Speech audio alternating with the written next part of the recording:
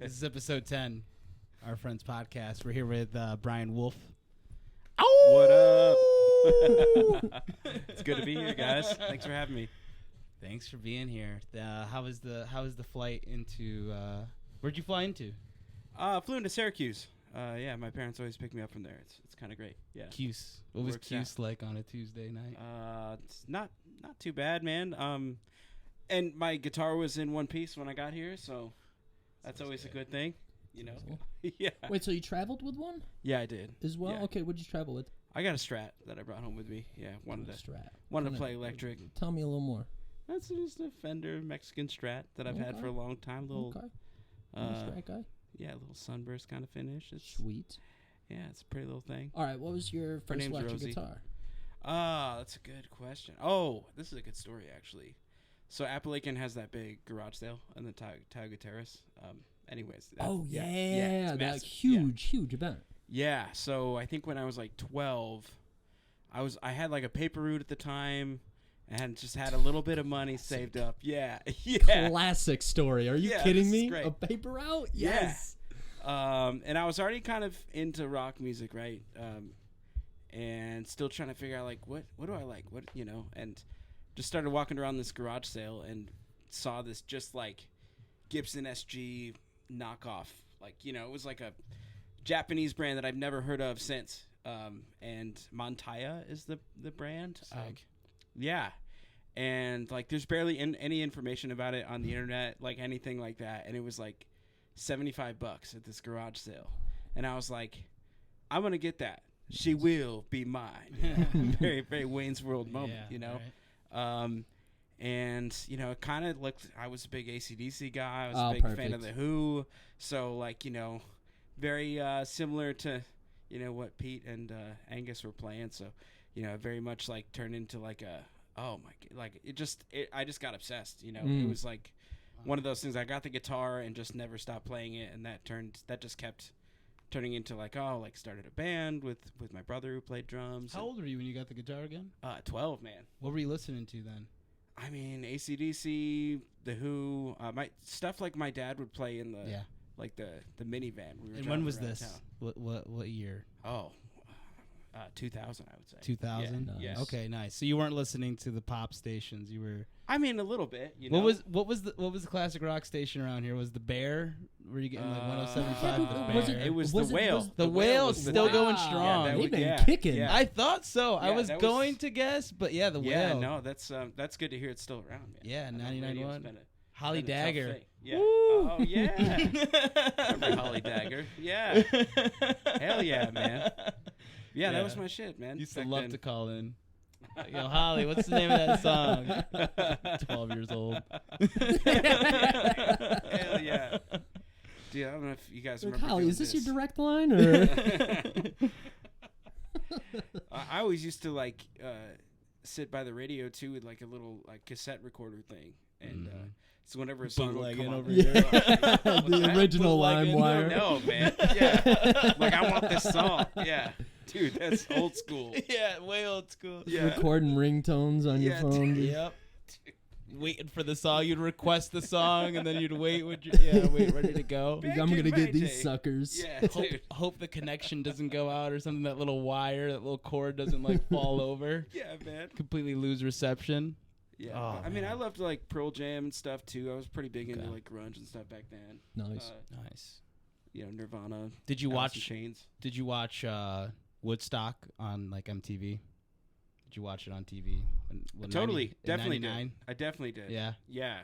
Yeah. I remember like, I don't like remember it too well because you would have been what, like 10, 11 years old. Yeah. That's sick. Yeah, and absolute madness. At yeah, the festival, I could only imagine. So much going on. Yeah. You know, for like a little kid to take in. You know, but like, you know, I've watched that documentary since that's on HBO. I think about that festival. Yeah. There's another one on Netflix too. Oh, okay. Yeah. I think they came out around the same time and like it's nuts, like, you know, having experienced that, watching that, you know, from afar as a kid, you know, to like seeing what was actually going down and being like, I don't remember any of this shit, you know. I just remember watching Korn and being like, yeah.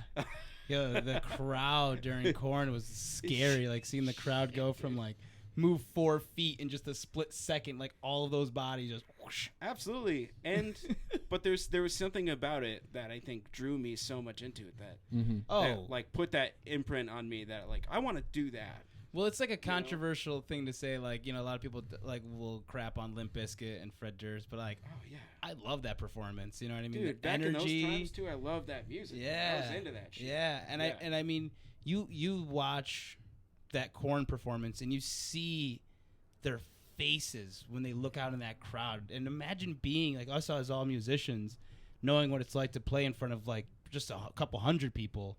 Imagine playing in front of a couple 100,000 people, you know, God. like and that. They're all losing their minds. Minds. Yeah, dude. That's insane. Yeah, and just so yeah, those are some pretty early memories of definitely just like seeing music played live and like. Cool. Man. This I can't remember when this happened. When did I think it was Pantera, Metallica, and someone they went to Russia. Like it might have been earlier in the 90s that they did this. Yeah.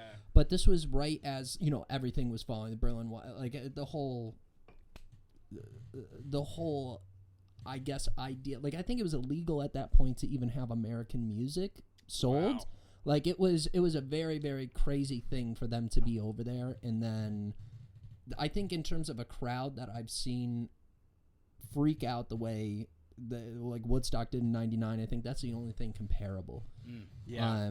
I don't know. That was unbelievable as well. That Pantera drop is still ingrained into my head. Yeah, man.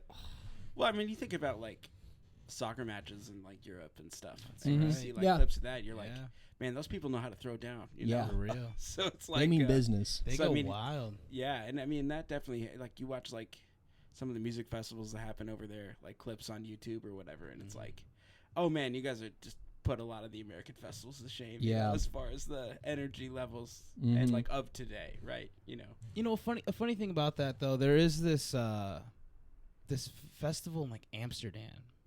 It's called Pink Pop. Yeah. And if you watch if you see some of the footage from that festival, the people aren't like so energetic there. They're probably a little spacey out there. They could be, yeah. Like, that's cool. Amsterdam, is that? For sure, for different reasons, right? Right. Yeah, I noticed that. I mean, I know at one of the videos I watched, it's like Greta Van Fleet, and they're so American. Maybe they're just like that fan base isn't so into it. Yeah. I think there's also that Rage Against the Machine with Chris Cornell.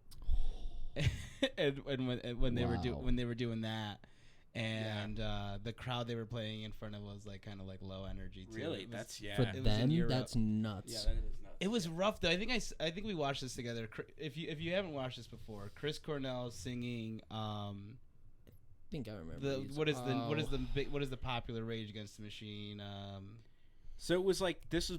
Like before, or when was this? I mean, it wasn't Killing in the Name. This was Audio Slave. Sorry, it wouldn't even. So it's not. So Audio. So technically, it's Rage Against the Machine without Zach De La Roca. So, yeah. So it's. I'm sorry. It's Audio Slave. Yeah. Doing Killing in the Name of. Was it okay? And it's weird. Yeah, that should be so weird. That's a song that should kill everywhere. No, not with Chris Cornell. Yeah. Bummer. Yeah. Yeah. Was check it not out. well performed? Like, did he do okay? His like twang. It was so twangy. It didn't go. It's one of those things. Hearing anybody else sing that song might be. And then Chris Cornell is such a unique voice too that it's just an amazing voice. Yeah, great. Yeah. Fred Durst did that song some justice. Wow. Yeah. Yeah. That's a sentence I, didn't expect to hear. Yeah, they covered. I'll have to Limp Bizkit covered that song and he killed it. Dude, that's awesome. Yeah, good for him. That guy can do anything. Who's that? That guy can do anything. Yeah. I'm fully convinced of it. If you can start a song with something or hot dog waters, chocolate starfish, whatever that hell flavored he's water. talking about, he can do anything. He can do anything. He can do anything. Yeah. Man. Put that man at SpaceX. They'll be at Mars in 5 minutes. He can rock a backwards hat too. Yeah, he can. Yeah. Rock the hell out of it. So have you played a lot of festivals? Just a few. I mean, it's let's see. I played like a bunch of kind of unofficial stuff at South by Southwest. which is always that's just madness down in Austin. I don't know if you guys like really know much about that one, but I haven't been out that way. it's kind of like it's just like this citywide festival. Like you think of a lot of festivals and it's like in one park, and it's there's like maybe 4 or 5, maybe 6 stages, and it's happening in one weekend over like 3 days. South by Southwest is the entire city for like a week and a half, and there's just bands in every bar, grocery store, cafe, just every place you can possibly put a band. There's bands, and from like 2 p.m. until like everything closes at 2 a.m. Like it's just that for a week and a half, and it's just madness. Like the city's totally gone. It's like it's just South by, it's just been taken over, and it's one of those cool things that like I love that I have in my backyard now. As a fan, I get to go just hear bands from all over the world come play, because that's the other thing too, is it's not like this huge festival where like there are some big names that come play, but it's not really about that. It's about like discovering new music, and so fans come to like hear something new and kind of up and coming. It's a lot of bands that are like about to break, come to South by, and it's just it's a great experience. But I've gotten a chance to play a bunch of those shows, and so that's awesome. Tell me about Antone's. I saw that you played there. Love Antone's, man. So yeah. how'd you get set up there? Man, I mean, just kind of grinding it out in Austin for a long time. I was in a band called Fair City Fire for about 7 years when I first got to Austin, and we just we're grinding out in town. We just kind of basically started this event that we were doing every summer called the Too Damn Hot Affair, and we just would put a bill together. We would raise money for a local nonprofit, and just do our best to play at the coolest place we could, and so we kind of were just around town talking about this event, and happened to run into the people that booked that place. It was kind of a fate thing, and we just happened to be at the same event and just talked about it, and they were interested. Go ahead and email me, and then it just happened. It was one of those moments that was just oh my god. I mean, that is Yeah. a thing to be said about being in a city like that. Is Yeah. you have obviously more of an opportunity to Yeah. Meet people like that. I mean, that's where for at least not anymore, but for the longest time, Kill Tony was hosted there. One of my favorite podcasts that basically I think has it's still there, comedians isn't it? Or no? It's not at Antone's anymore. They do it at Rogan's Club. Yeah. Comedy Mothership. Yeah. So they switched Yeah. over there. I don't think that was a place that they had some sort of bad blood. I thought it was a pretty decent relationship from what I can remember. But that's why I knew the name. I'm like, get out of here. You played there? Yeah, dude. I mean, it's a legendary club, and it's also been in a lot of different locations. So it's not that but it's where Steve Ray Vaughan used to play and stuff. Clifford Antone is the legendary owner of Antone's, and he took a lot of artists under his wing and gave them a spot to play, and Stevie Ray Vaughan was one of them. And that's kind of a big lore about that place. But I mean, it's the list of people that have played there is endless. So it's kind of one of those moments that's just you got to pinch yourself a little bit, Yeah. So you look at their page, and it's immediately just Buddy Guy, first photo that you see right now. It's incredible. Is that one of your favorite gigs playing? Oh God, yeah. I mean, it was a Saturday night. We had the place pretty packed, and just the energy was great. They another cool thing they do in Austin is they do these things where if you have a big show and you email the city about it, they'll they made it Fair City Fire Day in Austin, Texas. Oh, nice. So they gave us a whole plaque. Dang. And the mayor came out to our show and what? brought us out on got stage. a key to the city? Awesome. Yeah, it was badass. But it's Did you get a key to the city? No, man, I should have demanded one. What's yeah. that all? Yeah, Get the come on. plaque back, dude. Yeah, I don't need this. I need a key. I need access. Yeah, dude. I need access. I always wondered, what the hell did that open? Because I had to have started somewhere. What does a key to the city mean? What did that open? It's gotta mean it's gotta be a big honor. What did that Yeah. open? Google it. A big. That's what I'm Yeah. saying. A big honor. That's what we need. So A Jamie here. we gotta have an assistant. We need a Yeah. Jamie to Google yeah, this go stuff. Google that Yeah. real quick. Yeah, God. yeah, they're on it. They're gonna work on it. They're gonna let Thank us you know. so much. Yeah. No, it's Courthouse. What is it open? Yeah. We gotta know. Right, These are yeah, good definitely questions. not money access with that. You know, No, because no. the government's not going to give you any money access. no, the key to the no. city. But it was just like a lot of stuff added up to that just being an incredible night, you know. So that was just cool, man. One of those good memories, and you know. So how'd that band form? I mean, you said that you started that band when you moved to Austin. So a couple years in, man, Yeah. I got to Austin and like just hit the ground running, and like hitting like every open mic I could, and like meeting all the people I could, and just getting out there. Like I really just, that's like the best thing I always tell people when they move to Austin is just like, don't spend a lot of time on your couch. Just get out. Just go Yeah. places, meet whoever you can, go play wherever you can, and things will just start happening, you know. Especially if you've like worked on your craft and you're ready to go, you know, Right. which is a huge thing, but that's a little more obvious, you know, but it's, you know, and so I basically just started to get all these like gigs for happy hours was like the first thing that started to happen. And, so I was doing these like happy hours on 6th Street from like 4 to 7, like basically Tuesday through Sunday. So it was like almost, you know, every night. I would have like Mondays off for the most part. But it was like gigging for like 3 hours, you know, every late afternoon, and then going to these open mics quite often still, and just trying to build, you know, a little bit of a network.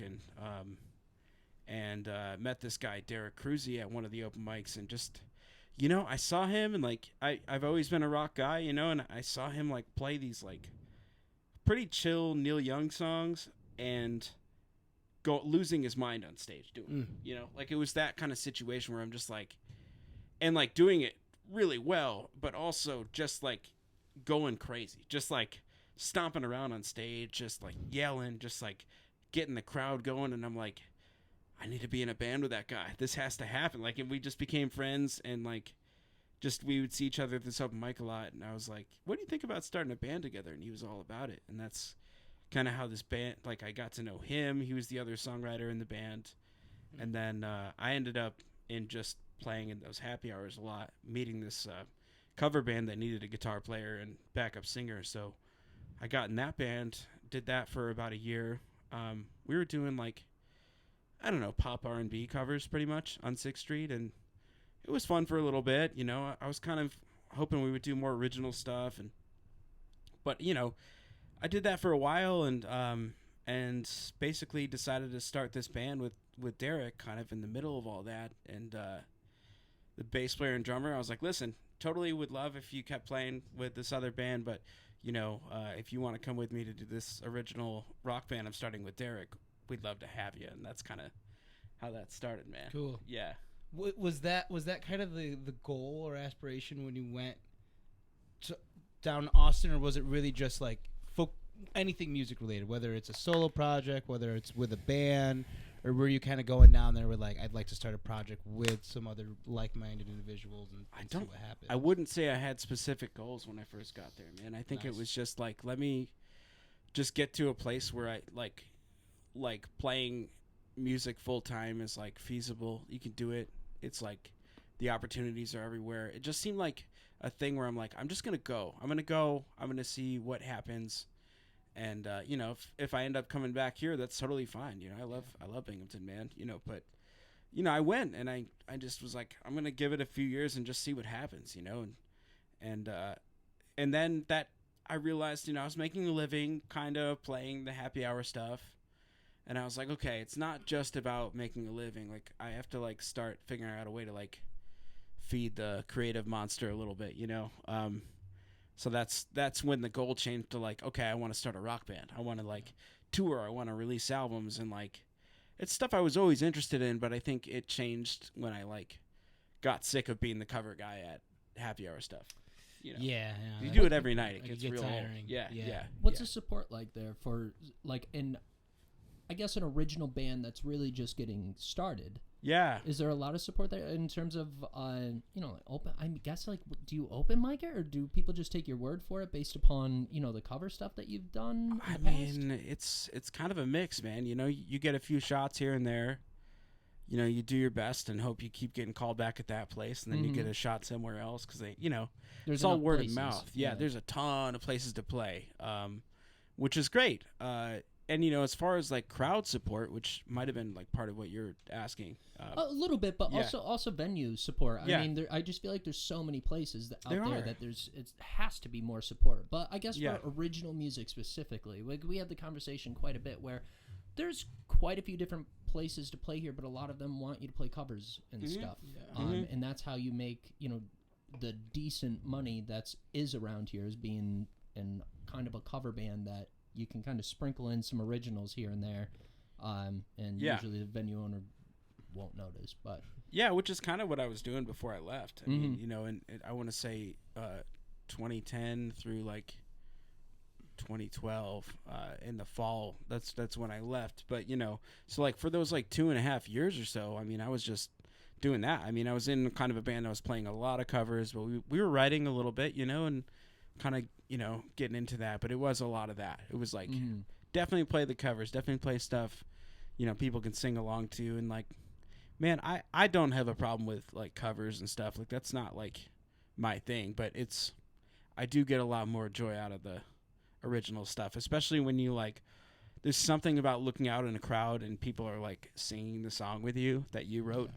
There's just almost nothing better than that. That's extra special. I mean, I play in 2 original bands. Yeah. And I don't write the songs, and still seeing people sing the songs that the songwriters wrote, it's still moving, Yeah, you're having an impact on people's lives, man. Absolutely. And that's like that. I mean, it's for me, it's what that became like I was saying, the goals have always kind of changed, right? Like I got down here, I started making a living. Cool.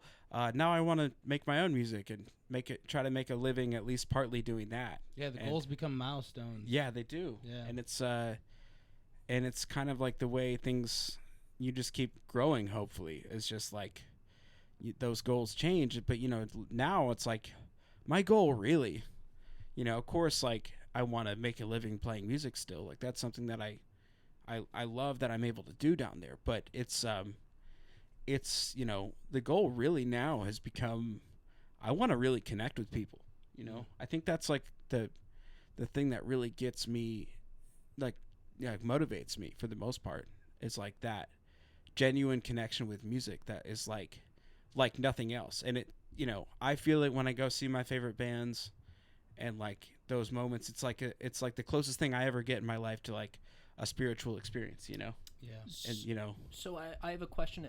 Like as a songwriter, when you're writing, how do you find yourself conflicted sometimes trying to write something that really means something to you and trying to write something that's going to speak to as many people as possible? Because I mean, the ultimate goal is to connect with as many people as possible. So you have to kind of make it a little bit widespread, your message, whatever you're getting across, but you also want it to mean something deep to you. Does it really extend out the writing process for you? I mean, I think for the most part, I'm writing a lot of the songs for myself. Like, what do I enjoy? I think, fortunately, I like a lot of music that's like pretty popular, so like my ideas come from a place of like, oh, like cool, like the Foo, like it's not like I'm trying to copy the Foo Fighters, but like I listen to them a lot, and it seeps into talk my about stuff. Literally, You know? it's so funny. I'm about to ask you. Yeah. Do you have influence from the Foo Fighters? Oh, You know what I absolutely. mean? Yeah. And I'm saying that as a compliment. It's so Yeah. funny listening to you say that. It's 100%. like, Yeah. yeah, and there's nothing wrong with that. No, there's and, nothing wrong with that. I mean, people will. Kings of Leon's another band I like. Yeah, Killers, I like the Killers a lot. I mean, like, people crap on Greta Van Fleet so hard. Their Yeah. first album sounded so much like Zeppelin. I mean, but Yeah. you got to start somewhere. You do, man. And you Yeah. start with what you know. Yeah. And the stuff you like. You know Yeah. what I mean? And like, and that's how Zeppelin did it too. You know what I mean? Right, The and stuff that sometimes they that's said Zeppelin or Rush sounded like Led Zeppelin. Exactly. That's weird to me. Isn't that yeah. crazy? That's Yeah. Greta Van Like, Fleet. I it's- definitely yeah. hear, but he has a high yeah. pitched voice. That's the Yeah. only thing they Yeah, have in that's- similar. They were Like, saying Canadian That's Led not- Zeppelin. That's weird. That's Yeah. weird. Yeah. Yeah. I didn't even know about that. I love Rush. Yeah, they- You gotta watch I'll that little have to doc. find the interview. Oh, Like, yeah, I'll have It's to. in the baffled. Okay. documentary. Is it? Yeah. The Beyond the Lighted Stage. Yeah. Yeah, and there's like a radio host that talks about it, and it's like, whoa. This is like Canadian Led Zeppelin. Yeah. And then they wind up opening for Kiss for like 50 shows. That's like how they start. That's how they got like their big start. That's crazy. Kiss love them. Like, dude, it's like Zeppelin but cheaper. Yes. We can actually get them. Yeah. Yeah. Dude, that's but you know, but I think like if you start writing with other people in mind, I think, at least for my experience, I think that's when I start like writing like the worst stuff. Yeah, you don't want it to feel manufactured, right? No, because it's like it's hard to connect with something, music or whatever, art, movies, whatever it is. I think if it feels like it was made to connect with the most people possible. I think it's just because it just doesn't feel like there's a lot of substance there. What are you going to latch onto if it doesn't feel like there's anything real there? You know what I mean? I guess it's a silly question in general because as human beings, we all go through similar shit no matter what. So if you're writing about something that means something to you, more than likely, and it's also just like, I guess, throwing a bunch of stuff at the wall. In general, you're bound to hit at least something that a good amount of people have connected to in one way, shape, or form. Yeah, I mean, For like, sure. And like, what am I going through in my life, is a thing. Or what are my friends going through? Sometimes I can write about stuff that's not really about my own life. But, I've been doing the dating app thing, and it's been really frustrating. And, like, I wrote this whole song about it, and it's been amazing how many people have, like, told me that song meant a lot to them. Because they're Great also... song. Yeah. Thank you. Yeah. That's what Look that. At Me is Talk to Me. Talk Yeah, to Me. yeah. Talk to Me. Yeah, I like that. That's the opener of your recent album, right? Yeah. Yeah, it's a great opening track. It really Thank you, grabs the attention, and it makes you chuckle. I'm married now, but I remember being on dating apps. Dude, and it's the apps, man. Yeah. It's kind of one of the it's brought on a lot of really interesting conversations with people after shows and but it's like you say, it's like you could possibly see somebody that you went to high school with, or that you just ran into at a show. No and it's doubt. Like, whoa, Yeah. where are we at? Yeah, it's a whole weird world. Not to mention when the dates start happening, you're like, wait, this doesn't look like you at all. What are you? Yeah. Who are you're not the same person? Yeah, like it's a weird It's Why a weird is there so world. much plastic in the car? It's crazy. I almost Smells like chlorine in here.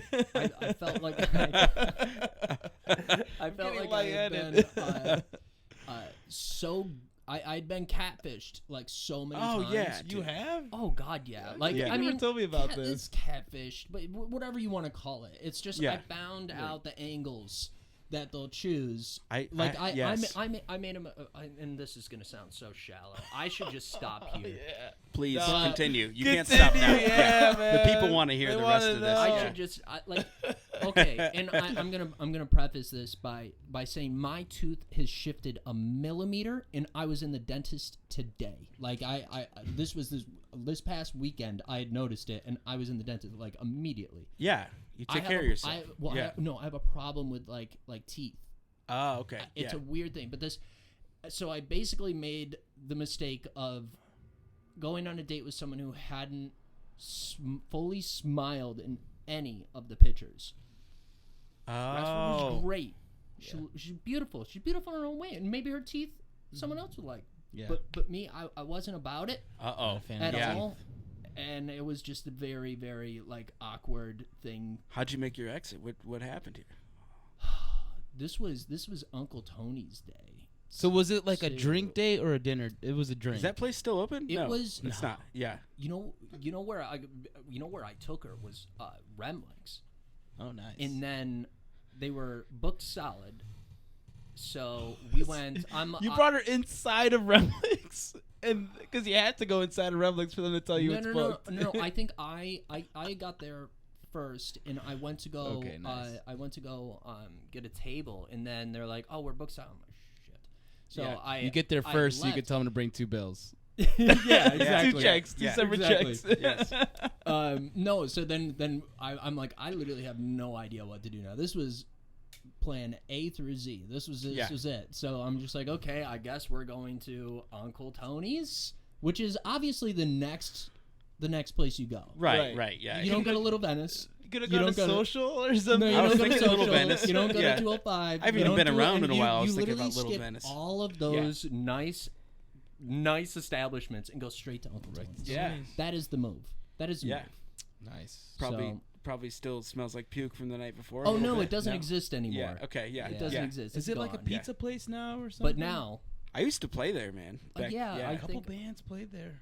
Dude, I Yeah. saw Matt play there before Labonte. oh, get out. Before Okay. I don't know if it was Labonte at the time though, but yeah. Yeah, I've seen that name a lot lately. I don't know him. Matt I'm hoping to see him. Cornwall. Yeah. I'm hoping to see him at Porch Fest. I know he's real playing. good. Are you Yeah. were you familiar with the band Adam Ate the Apple? That was another name that I think that came up after I left. Yeah.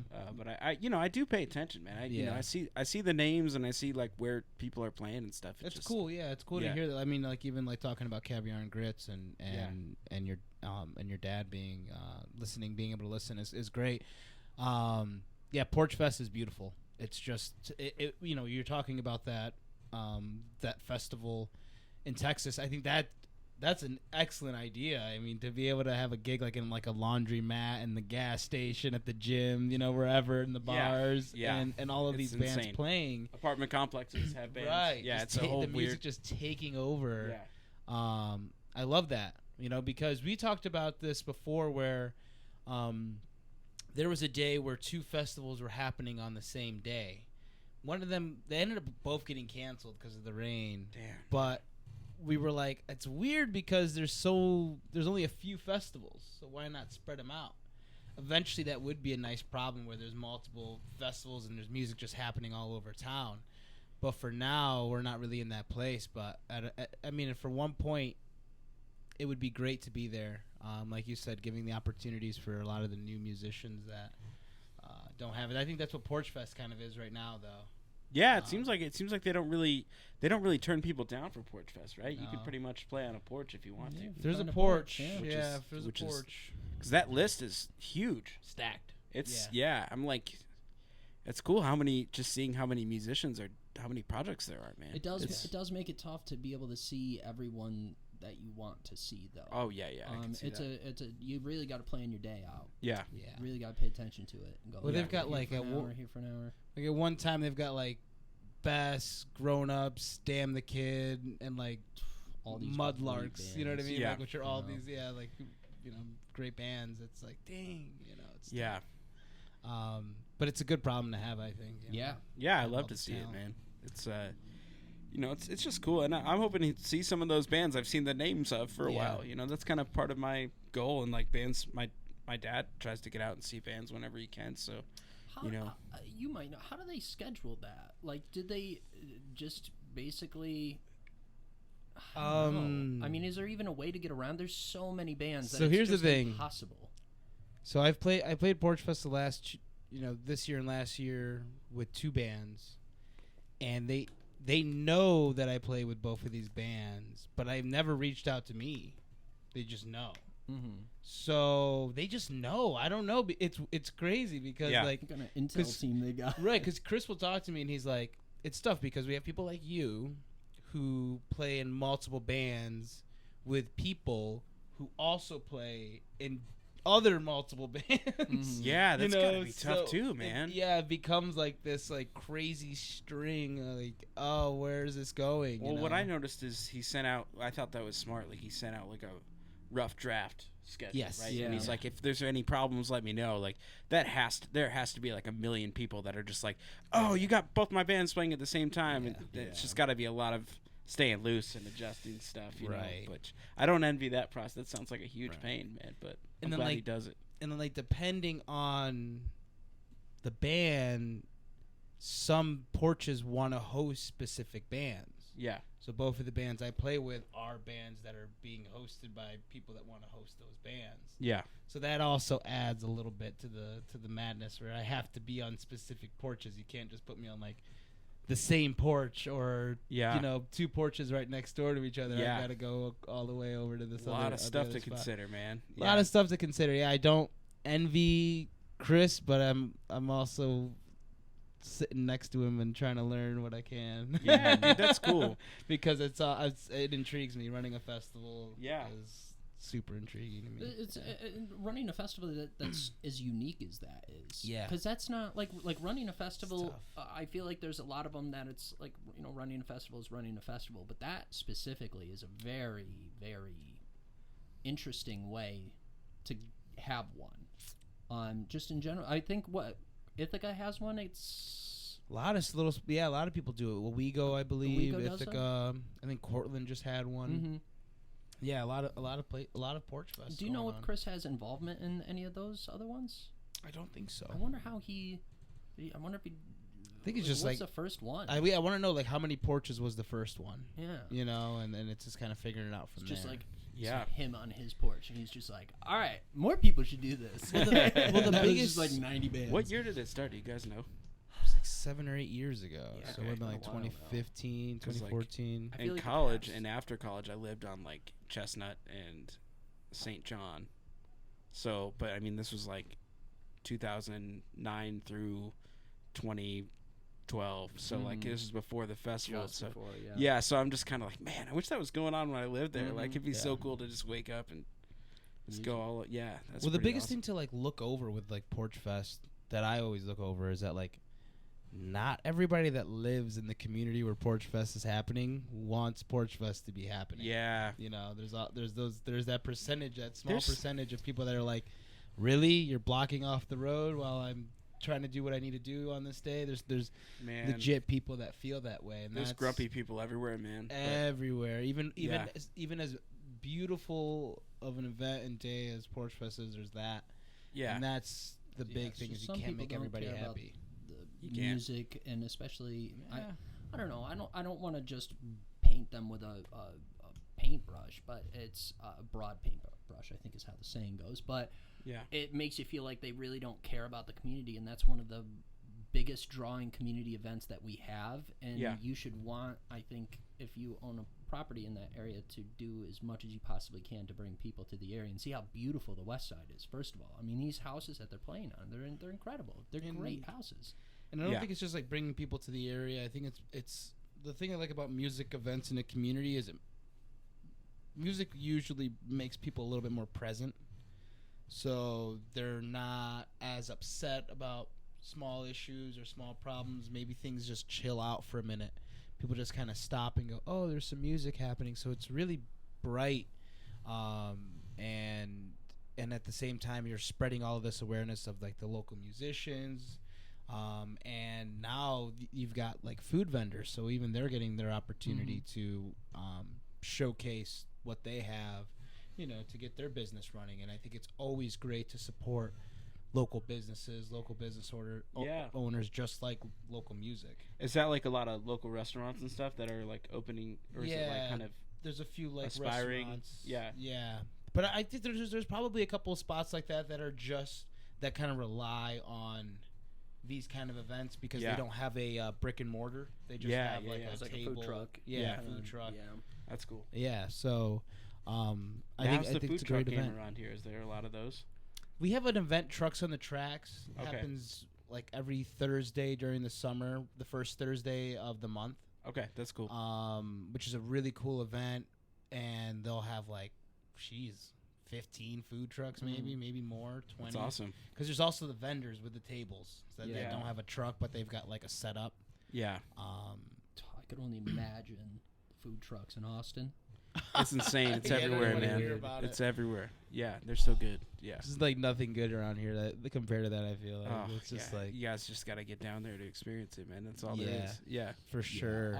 Austin's pretty outstanding. I mean, even when we were up north, and Burnett is where I spent most of my time, you can Yeah. still just get the best barbecue you've ever had. It's insane. It's Yeah. everywhere. Yeah. Even the crappy barbecue is It's so yeah. good. That's what I Exactly. was just It's like about to say. 5-star. Man. Yeah, it's insane. Yeah.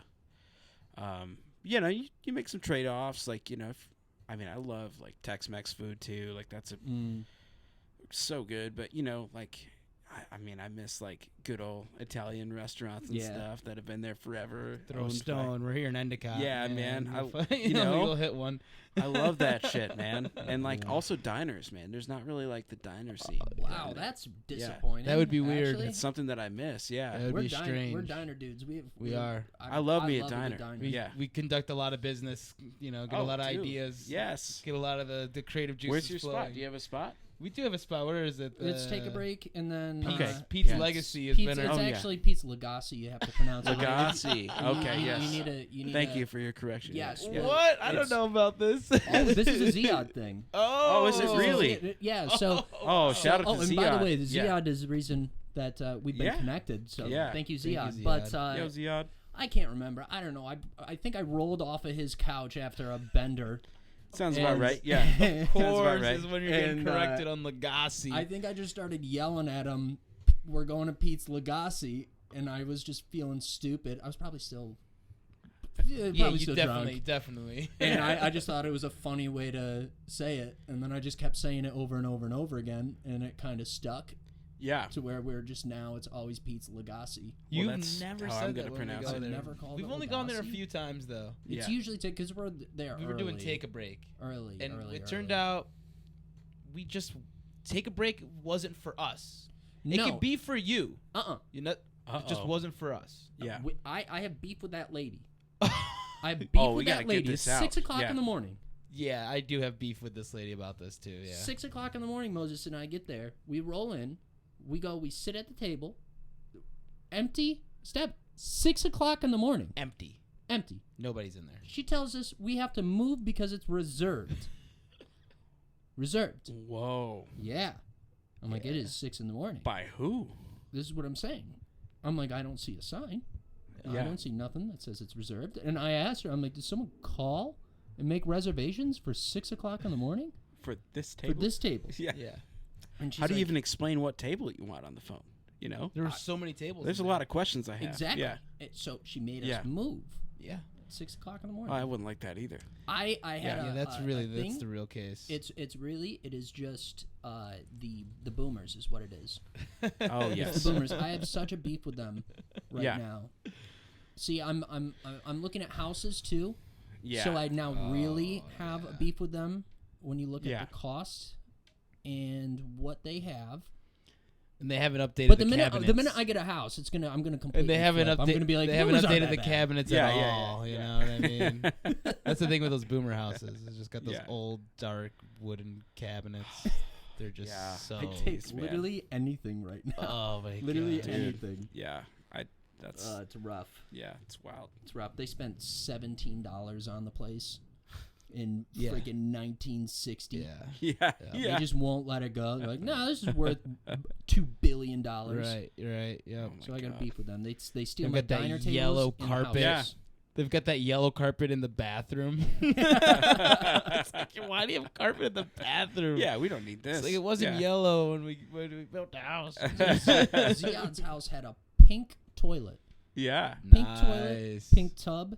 It was very 60s 70s sort Hell of yeah. looking thing. I think he still owns that house. I think. Oh, he still has that house. Yeah. I don't know if he got rid of the toilet. If he got rid of the toilet, I'm gonna be very upset because I wanted it for no reason. I worked with this guy who had his parents' house and in Conklin, and it had green carpet in the bathroom. Ooh. It's weird, and it was like, it was stained as That's a as choice. Fuck. I mean, That's a choice that yeah. you can make. Yeah. It's How like, did bro, they put that rip. down? And they were just like, "This is good. This is Just get your soggy ass out of the shower, right on the carpet, yeah. dry off, What more do you need than just a green carpet in the bathroom? You know. Yeah, You and got it- life made at and that it like point. blended into the living room. It was weird. It was like, wow, it's the same carpet. Yeah. It's like not even like a divider or anything like that. Just Hell cover yeah. up these beautiful wood floors with this green Beautiful, carpet. yeah, absolutely beautiful hardwood floors. I Yeah. pat What are they underneath. doing? Yeah. That was the craziest thing they were doing. Yeah. That's insane. So they would have That's these insane. beautiful floors. Such a beef with the boomers. Yeah. Such a beef. Well, it's good you got Pete's Legacy right next door. That's you can just right. walk So over. we did the yeah. quick Right. Did I pronounce changeover. that right? Yes, you Good, did. yes, good. Yes, you did. Very good. Nailed And it. it turns out there's way more people over there. So yeah, it makes sense why Yeah. Legacy's doing it. Maybe take a break, you know. Stop reserving tables at fucking 6. Yeah, I mean, and cut us a break. I mean, company man, what's going on, dude? Like, I'm trying to take a break. Yeah, I mean, that's come on. It does not feel like I'm taking a break when I've got to move where I was sitting. This I is taking work. And I'm pretty sure they didn't show up in the time that we ordered. Oh no, I think that's the part that really set it off is that they weren't there. Yeah, they weren't there, so we moved for nothing. Right. Nothing. I mean, a we reservation. out, slash their tires. Yeah. So now they're just dead to you. Yeah. Absolutely. Yeah, I get it. It's been a while. We should hit them up. What's Saturday? Maybe Saturday. We'll prank phone call them. That's what we'll do. We should reserve that table. We should call them and reserve that specific table. What's the policy on reservations? Yeah, dude, get the answers. Let's learn a little bit more. Get the answers. Yeah, because there's a diner I really like, Broadway Diner. Oh hell yeah! They won't take reservations on the weekends. It's just because they don't want to lose the table. Yeah. If they have lines of people coming in, they're like, they don't want to lose the table. Like, no, we're going to take our guaranteed people coming in. All these people are here. Right. Yeah. And you can get a table after you've waited your turn. Yeah, man, that diner life, man. I miss the diner life. Yeah. But that's unfortunate. I imagine I imagine like a diner out in the middle of the desert. Maybe I'm thinking more like Arizona lifestyle. Yeah, and I mean Austin is also like different than the rest of Texas. You know, it's like city life, you know, is different. Then you like leave Austin, you know, drive out like 10 minutes and it's like pretty country, you know, like it's out there, you know, there's a lot of flat lands you can see forever, you know, it's what are the locals like? In what way, man? Like sounds like you got some opinions about this. Yeah. I don't want it to sound like an opinion. Like, I guess I'm trying to think of what the locals are like around here to create a comparison. Yeah. I mean, like when I think of like Binghamton people, they're super transparent. You know, they'll tell you what it is, but they're also very kind-hearted. Yeah. And there's a lot of love behind the snarky comments people around here make, you know what I mean? So I guess that's like what I mean. Like, what are the ball busting? People are talking trash like, to you here? It's like because they like you. Because they love you. Yeah. They'll jump on you like, what? You don't know that? Yeah. What? You didn't go to school? You know what I mean? Yeah. Like so I guess that's what I mean. It's like, well, you know what's funny? What's like the vibe like? You know, as far as in Austin, like hardly anybody you meet in Austin like grew up there.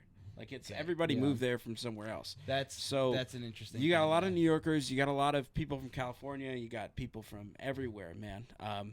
And so like it's like hard to say. There's like one personality, you know. Mm-hmm. But I would say it's like one thing I will say is like there's a lot of people there that are just really driven. So because they moved there to like do some, you know, they like whether it's like a tech job or like, you know, they want to get into the music world or whatever they're doing, like they move there like knowing they gotta hustle, you know. They gotta, you know, well, it's like they moved their entire life, like they gotta make it happen. So it takes it's a certain kind of person to do that, exactly, you know? And I would just imagine they just pile in. So it's a pretty good vibe in that way to be around, but there is like definitely this, you know, Southern hospitality thing, which can be a little bit, it can feel a little fake at times, you know, like where, you know, I'm used to everyone saying exactly what they're thinking. You know? You know what I mean? Like it's, and I miss that in some ways. I mean, it can be pretty abrasive too, but like, but you know, there's times when I'm like, does this person like me or are they just being nice? Like, you know, it's like a weird like thing it's an extra kind of layer of like, okay, what's happening right now in this social interaction, you know? It's like you feel that vibe like anywhere south. I mean, like I'm thinking like North Carolina. I'm very familiar with North Carolina. And sometimes it can feel a little fake. Like it's like, oh, you guys are from New York, so we have to show you what manners are. Right. Oh, a little bit of that arrogance. Yeah.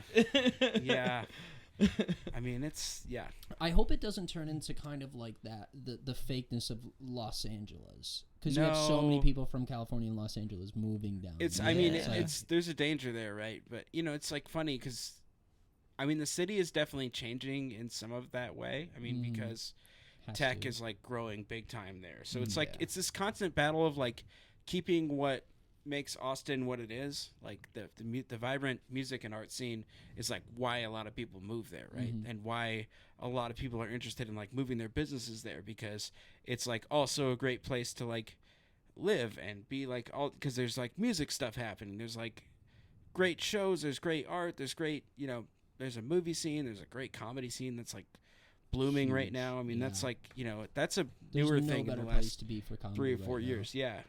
It's huge, man. But like, so there's all this stuff to do, and like, so everybody moves there like to enjoy those things. And then a lot of what happens is like, okay, well, like Tesla moved to town, and like one thing they did was buy up like Music Lab, which is like this place that everyone used to practice at, and they bought it to have a showroom, and it's like, it's one of those things, and it's kind of, obviously Music Lab made that decision to sell, and like, so it's not really, I'm not like mad at Tesla for doing, that's what happens, Yeah, but it's also when a company worth bazillions comes in, it's like they can offer a ticket that you just simply can't refuse. Right. Exactly. So I can't blame anybody. I'm not angry.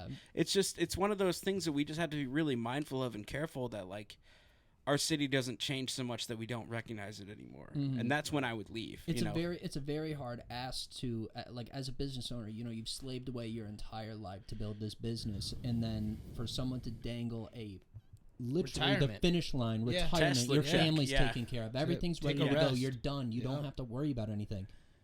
To hand that to someone who's been stressing and hustling to their freaking bones, Right. Yeah. It really is a catch-22 situation. It is, man. And I like I say, I can't blame anybody for it, but it is a danger that we're in Austin. Of Well, more stuff like that happening. I mean, I love to hear that everybody's got that drive, because I don't see that so much in this area. Yeah. I think we've lost a lot of that. And that could be because of, any sort of events. But I guess one thing that strokes my curiosity, like living in Austin, how is it getting around gigs to gig? I got to watch a couple of your live performances, like over at the brewery, I believe it was, and the other spot on your YouTube page. Yeah. So there was some really probably cool looking venues. Dude. How is it getting like parking? I'm thinking load-in. Is it tough? Big city or? Well, it just depends on what part of town you're going to, man. Yeah. I mean, it's like there's some places like the brewery, man. They have so much parking, and like actually that place, they're so like it's such a packed like crazy place all the time. That looks like a place created for music. Dude, I mean, it's How many venues are like that? a lot, man. That are just created for music. I mean, it's something that Moses and I talk about all Yeah. the time, where it's always the music was the afterthought. I mean, it's a big part of the thought of the place. Yeah. It's obviously a brewery, so they're beer first, but it's like, but like they get it though, like to have a successful brewery, you need to have stuff going on that brings people to the brewery, and once so they built this like festival style stage there, and it's awesome, so and sick. it's massive, and they have a great sound system. They clearly had a lot of money to invest in it, and they hired this guy Jamie Wellworth he spent a lot of time in this area actually in Binghamton. So like whenever I see him and he's running sound for us, we always talk about Binghamton. It's awesome. It's like cool. a great cool little connection I have. But I found out he installed the sound system at Ransom Steel Tavern. Get out of here. Which is nuts. Yeah. Small world. It's like one of those things, like it just came up because we followed each other on Instagram, and I said I was playing there. He's like, I installed that whole PA system. I was up there for a week. Yeah. Crazy expensive sound system. Yeah, dude.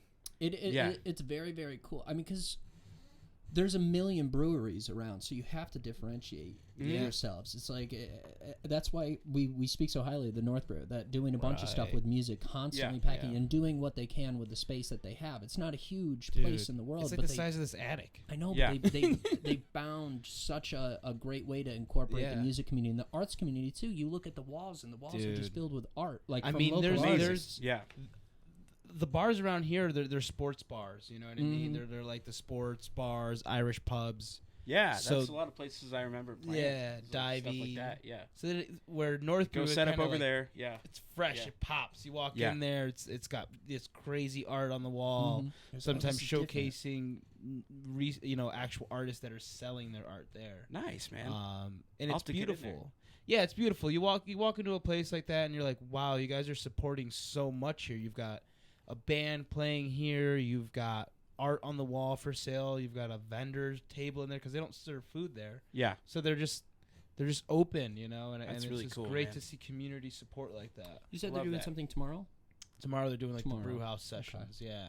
Nice. So there'll be like the showcase with like 4 different singer-songwriters. That's really cool, man. Yeah. But yeah, to answer your question though, I mean, as far as like logistics of getting around to gigs, I mean, it's a lot of the stuff I'm playing now is not downtown necessarily. That's like almost like a younger band's game. Like, yeah. Okay. like there's some kind of solo stuff I end up doing at some of the hotels, like when I'm just doing background music sort of stuff.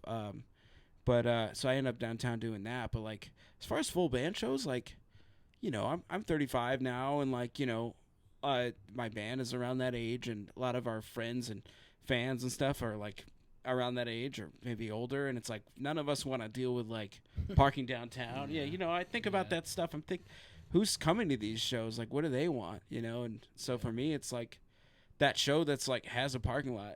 It's like a nice factor, man, for me wanting to book a big show at, Nice. like it's funny how something like that changes. That's great to hear. I mean, that's a lot of the attention to detail that we don't see, and I think part of a successful music community isn't just good venues and places to play at, but the artists that play there putting on a show. Yeah. Catering, obviously while holding on to your own values, catering to the fans and creating a show. Yeah. Yeah, I mean the little details, man, like what you're wearing on stage, what the whole stage setup looks like, Stage plot, yeah. Yeah, like, and even having like, it's not hard to get your band's name printed on the drum head for your bass drum. Like, that's not, you just go to diodario.com, set that up, and like it's $200, shout out to them. It's $100, man. It's not Oh, is bad. it really? Yeah. Wow. It's so, in like whatever design you want, just, it's easy, man. You could do it in like 10 minutes, and like that little detail like makes your band look so much more professional, I think. Yeah. And it looks so much more like a thing, as opposed to like, oh, this is just another group of guys playing. Like, no, this is a thing. Yeah, just about every podcast we mentioned just how important the look is. It's You gotta have always. that look. Well, I mean, when I was watching those videos too, I noticed that both venues you were playing at, they had a way to put your logo behind you. Yeah. With Especially the- that brewery had like Yo. this bright, like it was almost like it lit up the night sky. How bright that was! I was like, did these guys like this bring is their own sick. projector in there? I was like, what? No, I mean, man, it's 4 TVs up against each other, so it's like Yo. this bright HD thing that's just like blinding almost. But I just love that. It's so easy yeah. and clean, Yeah. when like instead of putting the game on, having something like that is a way to help the band. it's another way to make it look like, what? Okay, this is a thing that's happening. This is a thing that's happening. This is an event. It's the biggest bone Yeah. I ever have to pick with Tioga Downs. When Yeah. when I played there, they Yo, literally have the for hockey real. game on next to us, and I Like a asked the 70-inch venue, I'm like, oh, it's Bigger than humong- that. It's a Yeah, huge it's like a- projection thing. Like, it's 150 inches wide. Like, it's humongous.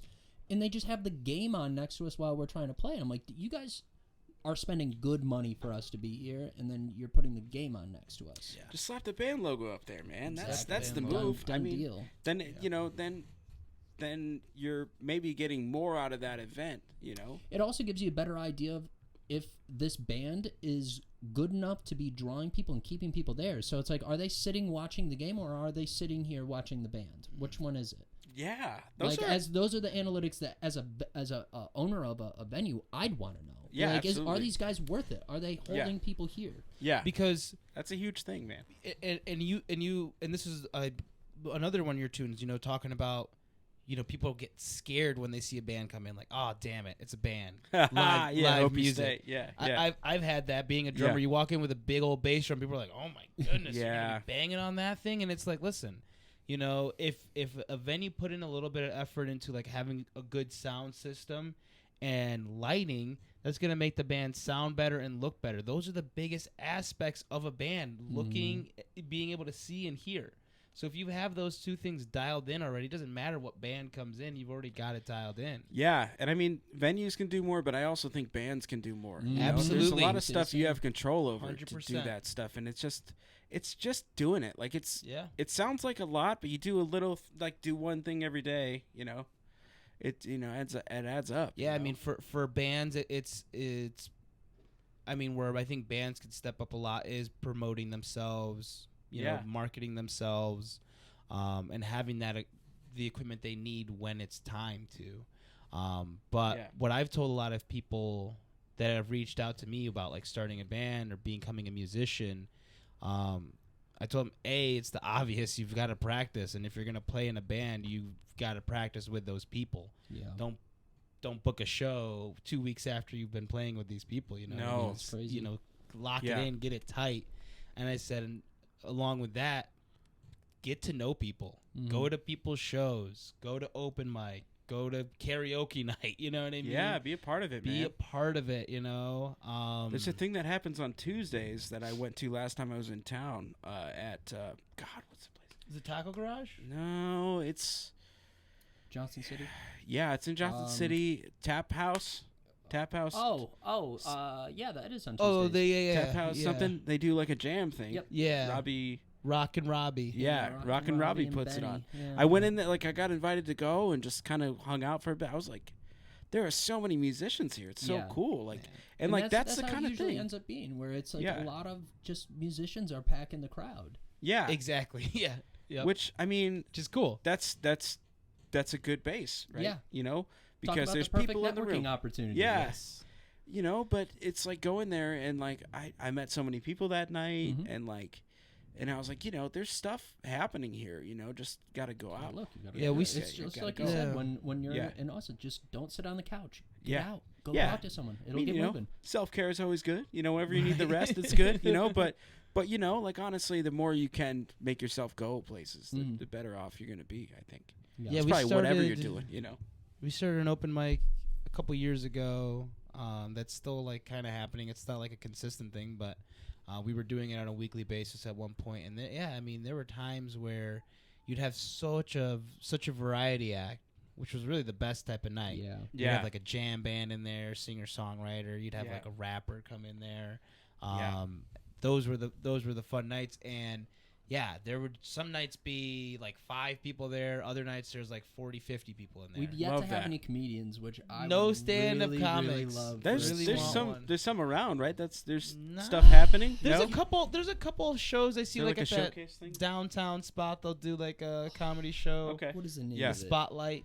Okay, that's Spotlight cool. is the name of the spot. Yeah, I mean that's awesome. But you know, it's one of those things too. Like when you're at those places, like open mic, like how many?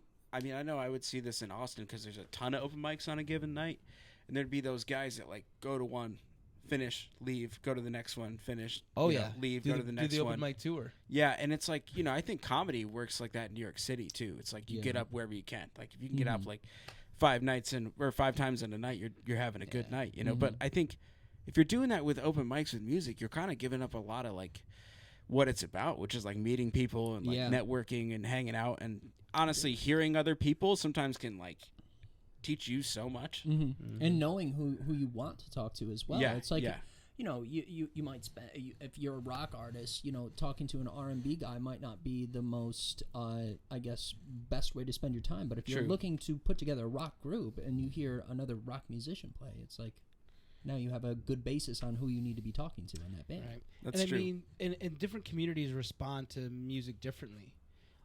So it's also important to see what the people like. Yeah. You know, what are the people here enjoying compared to the other type of music? And that's going to also give you some of that foundation of base, what to do. I definitely see, like, if I was ever to move and go to a different town, I mean, open mic is the place to go. Oh, yeah. It's a great place to just, because it's there, I mean, for that reason. Really. I still go in Austin. I still go to them just because the talent is insane. I mean, God. Because people do the same thing, you know, I did. Like, they cut their teeth somewhere, and they, you know, from whatever town they grew up in, you know, which is, you know, all over I meet people from everywhere, you know. And then they go to Austin and try to, like, you know, do something, you know, bigger or, like, find what they really want to be doing with music. And so you just have that energy of someone that came from that. We get surprised here, like every single time we have an open mic. Like you wouldn't believe the amount of just bedroom guitarists or bedroom vocalists that are just you know, they like singing. It's a little hobby. They come out and then They don't have time to blow start a the band. freaking doors Yeah. down. Though they're outstanding. I love Carmela's that. one that comes to mind. She was so nonchalant about like her ability, and then she literally tore the roof off the place. She was Love that, incredible. yeah. But you know, if you didn't have that open mic, maybe that would have never happened. You know? Exactly. It's kind of cool to create that opportunity for Mhm. people. Yeah, to we've just experience. Like, we've the watched result. bands form Yeah. in front of our eyes. Yeah, you that's know? awesome. cool. Yeah, Yeah. I mean, what a gift to us! Like, Yeah. that's really incredible to be able to, you know, feel like you had a little part in that. So Yeah. you guys just Maybe- get a cut every time they have a gig Yeah, now. Yeah, that's yeah, how they we're have running a- this You whole sign- scheme. sign- you have a this contract, contract over yeah. here that they sign, you know, and that way we can get all the Yeah, rights. Jamie, could you draw that up for us? Yeah. Yeah, Yeah. Thank you Gotta very get much. that going. Yeah, Yep. cool. Yeah, sweet. So, are you playing any shows here? What? Yeah, just got Porch anything? Fest, man. Just Porch yeah, Fest? pretty much. I don't want to say just Porch Fest. I mean, I'm super excited about doing Freaking that show. Porch Fest, y'all. Yeah, man, I'm excited. But It's one of the biggest music events in the area, so it's It's just think it's a big whatever. deal. No big deal. I'm big I'm deal. super excited, man. But you know, it's kind of one of the. I thought about getting more stuff on the books, but I also play so much. I mean, in Austin, that I Mhm. just Maybe it's you nice wanna to have relax a a little little bit? break. Yeah, Yeah. yeah. See Okay. my family, hang out, go catch other bands play or How something. long will you you know, be here? Till next Thursday. So I'm Okay. around for a bit. oh nice. Yeah, get a break from the 100-degree heat in Yeah. Texas. You know. Yeah, Not so that's bad. great. Do you want to plug the porch you're going to be on? Yeah, it's 34 Davis Street, 34 Davis West Side. 130. Awesome. So my Oh, buddy wow. RJ Porter will be coming in town from Buffalo to play some drums with me. So it should be. Sweet. We're gonna make some noise out there. Good deal. Cool. Good Yeah. deal. So it's just you and drummer you said? I'm sorry. Yeah. Sweet. Yeah, it'll be fun. I mean, I was gonna do it acoustic, but I was like, RJ, what are you up to? And you know, he's down to come in town. So it's That's he's awesome. a dude I've been playing with since we were kids. One of my best Oh, that would buds. be So, so yeah, cool.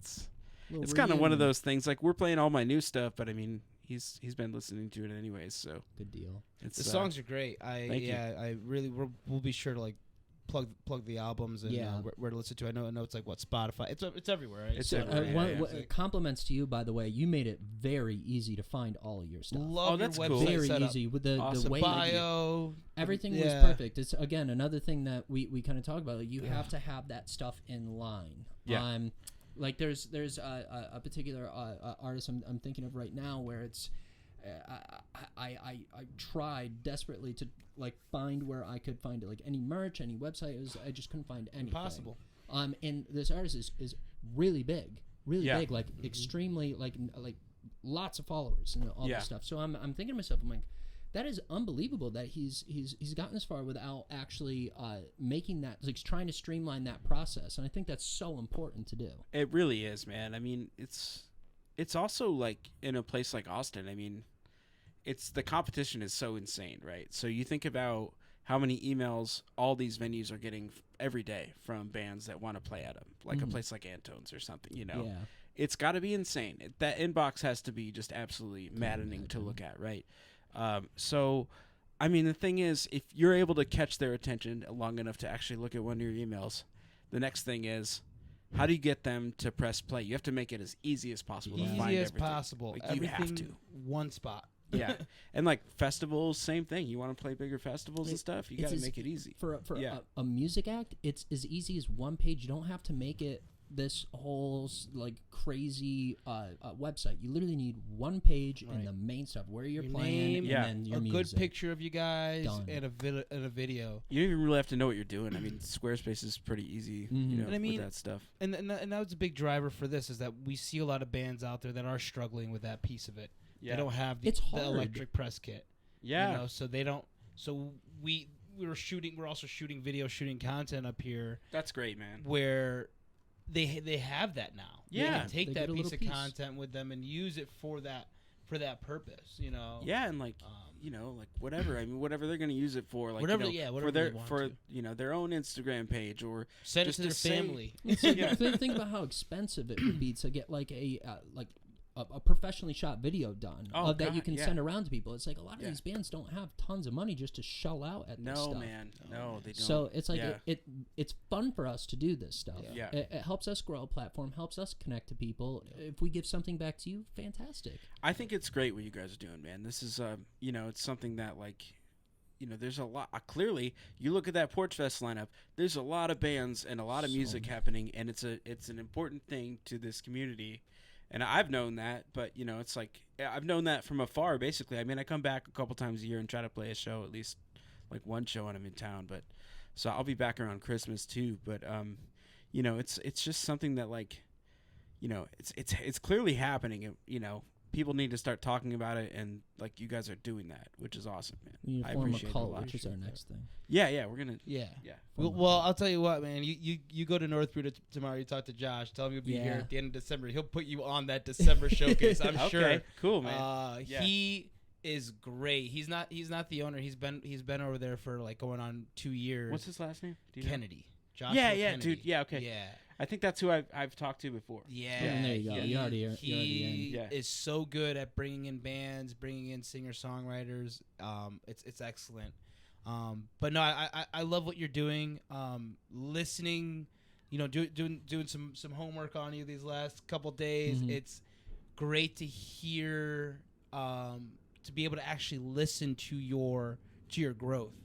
I mean, just listening to your first podcast versus your most recent one and your comfortability on in that situation, I could hear the difference. Oh man, thanks.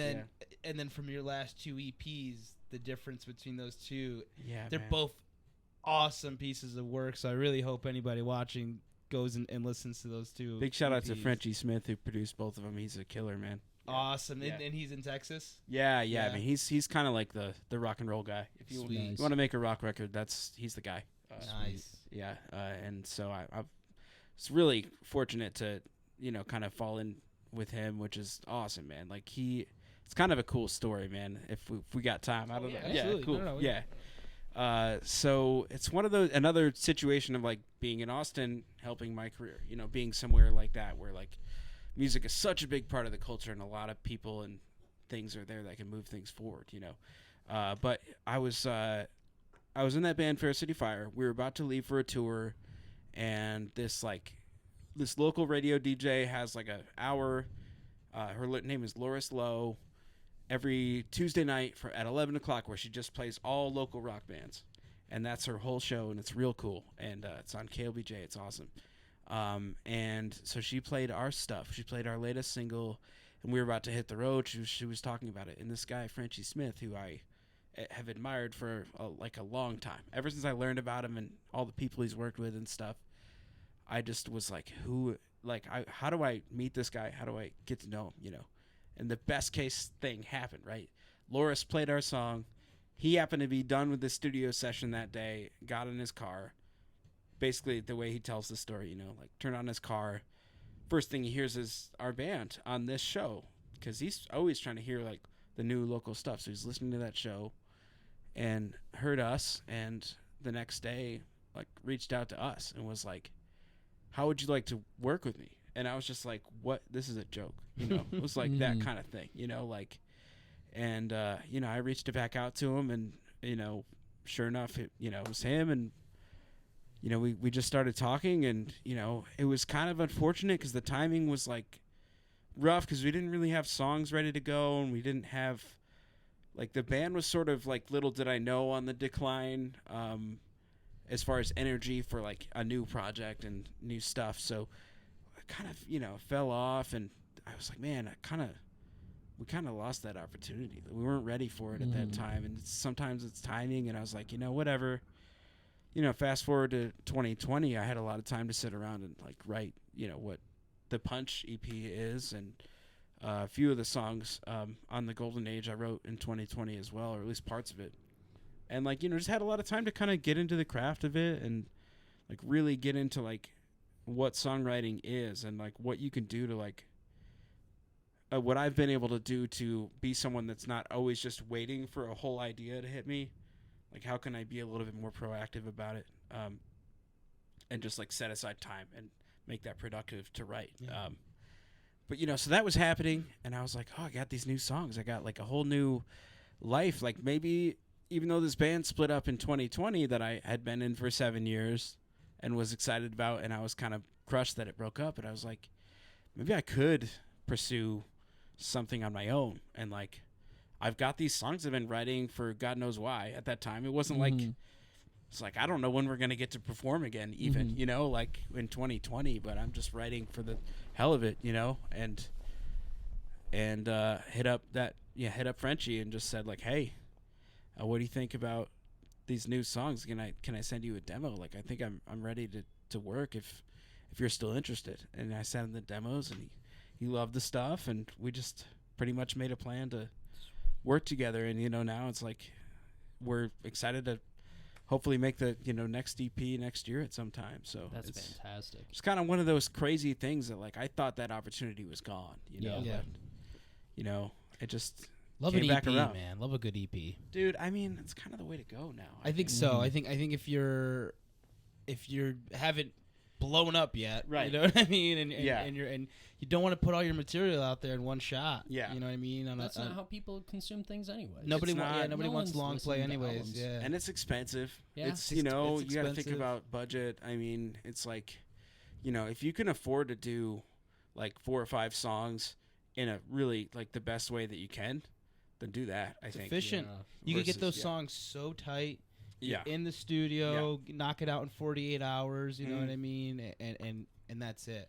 Yeah. I'm it all really about was that. 48 hours. Yeah, we had 4 12-hour sessions. Yep. Yeah, That's that was it. seriously. That's Yeah. like really the way to do it. Yeah. I'm noticing a lot more people, even like, even some of the bigger artists. But I think the cool thing too, and I notice you also do this, is like release a single. Yeah. You know dude. what I mean? Even Yeah. if it's not the title track, No. release a single that's a good. And you released great singles. You know. Thank you, man. Thank you. Good energy. I love that. I just love. I like an album that leaves me wanting more. And that's another Yeah. good thing about short songs and EPs is that it leaves you wanting more. Yeah. You know. And that's the whole idea of the single too. Is like sort of a breadcrumb. Like, hey, here's a little thing. Here's your new favorite. Yeah. maybe Stream it a million times. There's a new EP coming out, and maybe you'll listen to that too. It's kind of get them interested. It's something a lot of I do watch like the bigger bands, like they're doing that too. You know? Exactly. Mhm. You know? Yeah. Yep. So it's Yeah, they'll do that. They'll release a video here and there. You know, it's all part of it, and that's another spot where we're helping out. We had some of our friends from this band, Damn the Kid. They'll be playing Porch Fest. I was listening to the recording of that. Yeah, They American played it. Yeah, it was Spirit. great. Yeah, that was awesome. Man. Oh my goodness, and I like those guys. they're so cool. Yeah. You know, and their Wicked singer, cool. she's all over the Yeah. place. We Like got she's like we in have to get them Germany. now that we have a couch. We have to get them over here. I wonder what they're doing on Saturday. Maybe they'll come by and hang out with us. That might be fun. Yeah. But their singer's always all over the place, so she's sometimes in town for a little bit. So the day they came over and did that video was the day they actually recorded the single in the studio. Oh wow. With okay. Misha from around here, who plays. He's the drummer from Grown Ups. He's also. Okay. Yeah. So Abandoned I have met him. Studios. Yeah. Talk about people who drive. Like Yo. they literally came up here, recorded their shit, and then 9:30 in the morning. Dude, get out. They yeah, were that's hustling. Awesome. They're like, okay, we got this day to do this. Let's pack our schedule as much as we possibly love to can and see get it. it done. You love to see it. That's They awesome. came in. Very they were cool. fun. They're so cool. We hung out, and then they released the single last Friday. Yeah. And then we dropped that video the following day, and it's kind of like to go with their single. Mhm. You know what I Dude, mean? that's Hopefully killer. when they release their EP or their album, whatever they're doing with it. Yeah. It has as much promotion and built up as much traction as possible. Mhm. That's I think awesome. That's the way. Just absolutely. I mean, if you think about the way that they did it, where it's in kind of what I was thinking, because we were going to release it before they actually release a song, and I'm like, Yeah. no, don't do that, don't do that at all. Right. I'm like, Yeah. let's make this a thing. Do it all This together. is a Yeah. whole thing. So it's like We sat on it for a while. when I was in Junkyard Heights, that's one of the things that had bothered me was that so much of our material had been out for a while, but we were like calling a release. I'm like, go on YouTube, you can see it right now. Yeah. Like it's not a release, it's been released. Yeah. Yeah. So yeah. it's like it just dulls the effects of this entire thing. It's not new, it's not fresh, especially if you hop on there and go like right on YouTube and see that, oh, this has been on here for 3 years, but we just haven't done anything with it. The thing is, people are pretty smart too. They Yeah. can really see through that shit. Yeah, they can. Sometimes, You're yeah. not tricking anyone No, with don't- stuff. And why would you try to trick people? I mean, it's No. like No.